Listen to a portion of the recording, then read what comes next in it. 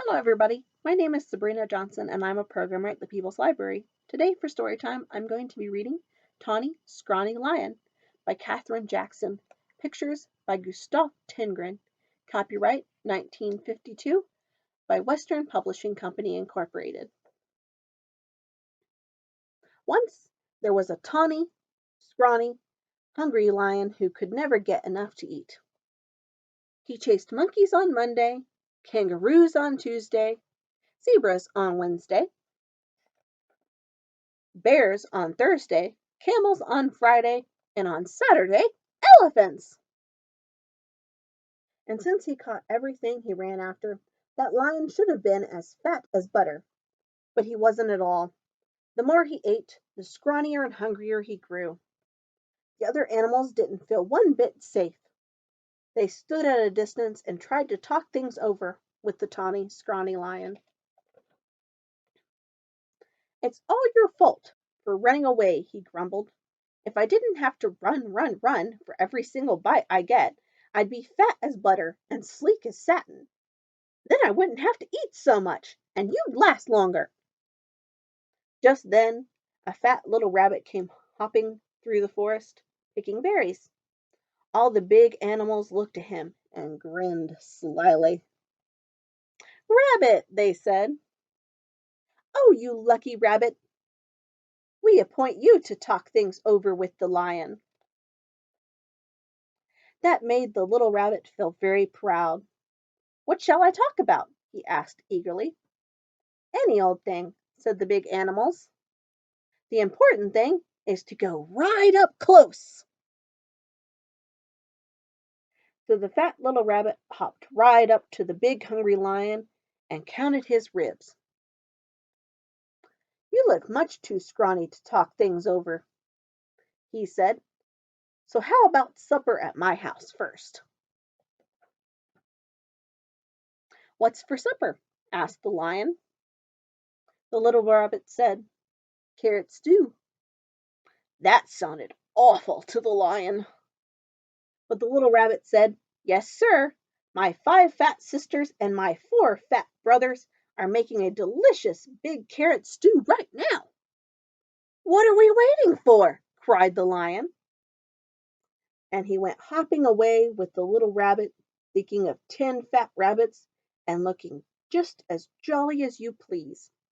"Well," grinned all the big animals, "that should take care of Tawny Scrawny for today." Before very long, the lion began to wonder if they would ever get to the rabbit's house. First, the fat little rabbit kept stopping to pick berries and mushrooms and all sorts of good-smelling herbs. And when his basket was full, what did he do but flop down on the river bank? "Wait a bit," he said. "I want to catch a few fish for the stew." That was almost too much for the hungry lion. For a moment he thought he would have to eat that one little rabbit then and there. But he kept saying, "5 fat sisters and 4 fat brothers," over and over to himself, and at last the 2 were on their way again. "Here we are," said the rabbit, hopping around a turn with the lion close behind him. Sure enough, there was the rabbit's house, with a big pot of carrot stew bubbling over an open fire. And sure enough, there were 9 more fat, merry little rabbits hopping around it.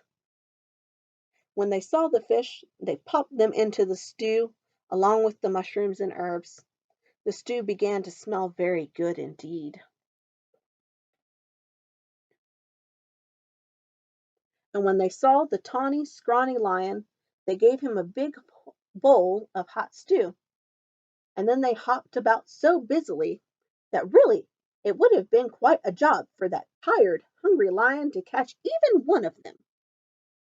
So he gobbled his stew, but the rabbits filled his bowl again. When he had eaten all that he could hold, they heaped his bowl with berries. And when the berries were gone, the tawny, scrawny lion wasn't scrawny any more. He felt so good and fat and comfortable that he couldn't even move. "Here's a fine thing," he said to himself. "All these fat little rabbits, and I haven't room inside for even one."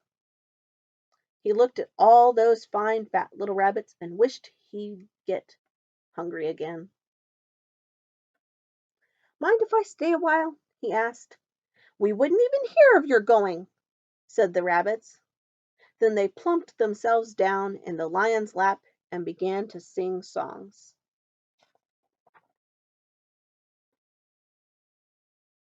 And somehow, even when it was time to say good night, that lion wasn't one bit hungry. Home he went through the soft moonlight, singing softly to himself. He curled up in his bed, patted his sleek, fat tummy, and smiled. When he woke up in the morning, it was Monday. "Time to chase monkeys," said the lion. But he wasn't one bit hungry for monkeys. What he wanted was some more of that tasty carrot stew, so off he went to visit the rabbits. On Tuesday, he didn't want kangaroos, and on Wednesday, he didn't want zebras.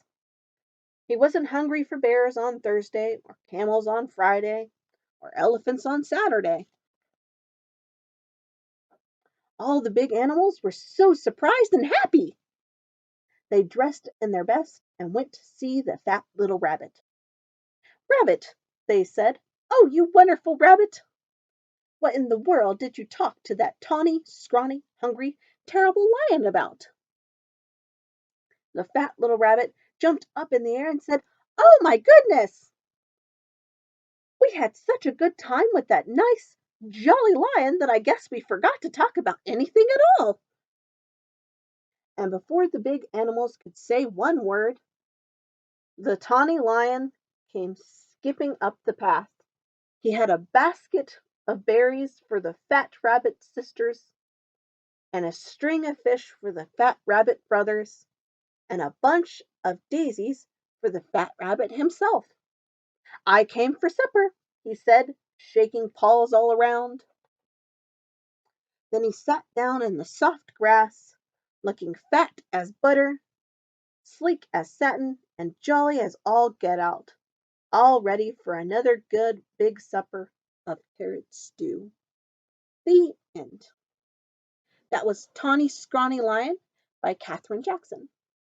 All right, everybody, we're going to do a rhyme. Everybody knows Itsy Bitsy Spider, I'm hoping. So if you want to, you can either stand up or you can sit comfortably. And here we go. The itsy bitsy spider went up the water spout.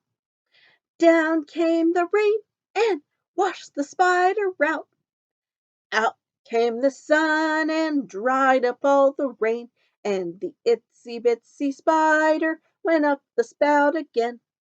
All right, that's very good, everybody. Let's try that one more time. The itsy bitsy spider went up the water spout. Down came the rain and washed the spider out. Out came the sun and dried up all the rain, and the itsy bitsy spider went up the spout again. Very good, everybody. Well, if everybody wants to do a craft, there will be a craft link below for a paper plate bunny. And everybody stay in, stay safe, and follow those social distancing rules. And I will see you next time. Bye.